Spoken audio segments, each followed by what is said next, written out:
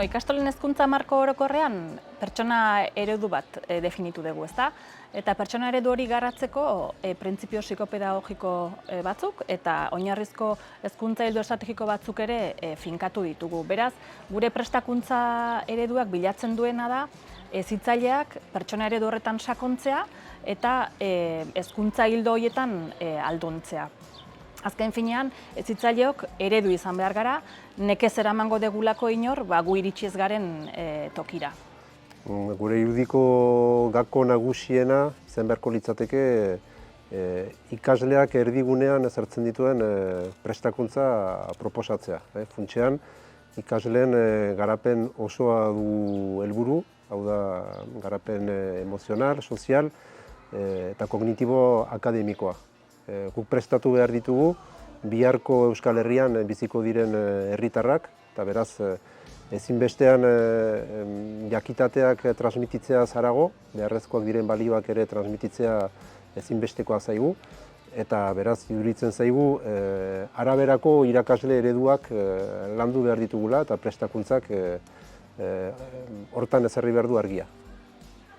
Prestakuntza plan bat diseinatzen hasten garenean, bi dira oso garbi izan behar ditugun osagaiak. Alde batetik da nondik abiatzen garen, hau da, diagnostikoa edo momentuko egoera zein dan, eta bestea bigarrena da nora joan nahi dugun, hau da, ipar hori definitzeko beharra eukitzea.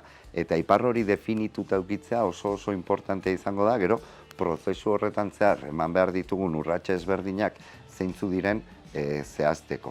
Ipar horrek gaina formazio horri zentzu bat ematen dio, zertarako bat ematen diozu. Eta hori, protagonista dan irakasle hezitzaile horri edo familiakide horri begira, ezinbestekoa da, zertarako egiten ari den jakitea beti ere, ikasten duenari zentzu ematen diolako. Eta hori, berdina da edozein aprendizaia prozesuetan. Hau da, ikasleai begira hitz egiten dugunean eta ikaslearen irakaskuntza prozesuetaz ari garenean beti ere berdin esaten dugu, ikasleak jakin egin behar du ikasten duen horrek zertarako balio dion edo zertarako baliagarria izango zaion, eta gure kasuan ere berdin gertatzen da.